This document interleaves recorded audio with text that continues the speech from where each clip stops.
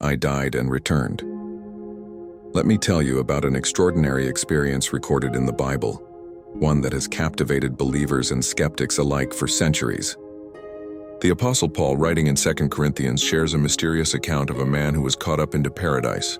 Though Paul speaks in the third person, many biblical scholars believe he's actually describing his own supernatural encounter. Paul writes about this man who, 14 years before, was taken up to the third heaven. Whether it happened physically or as a vision, even Paul himself wasn't sure. That's how profound and overwhelming the experience was. Imagine being so completely transformed by a moment that you can't even tell if your body was there or not. In this paradise, this third heaven, he heard things so sacred, so extraordinary that they couldn't be expressed in human language. Paul says these words were inexpressible, things that no mortal person is permitted to tell.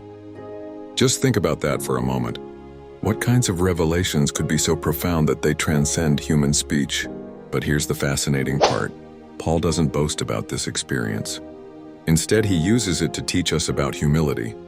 He received this incredible vision, yet he chooses to focus on his weaknesses, his struggles, his thorn in the flesh. It's a powerful reminder that even the most extraordinary spiritual experiences aren't meant to inflate our ego, but to deepen our dependence on God.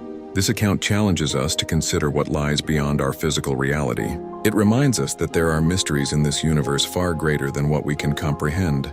But perhaps most importantly, it teaches us that true spiritual wisdom isn't about boasting of supernatural experiences, but about walking humbly with our Creator. The man who saw heaven lived to tell about it, but chose instead to tell us about the transforming power of grace in our weaknesses. And maybe that's the greatest revelation of all.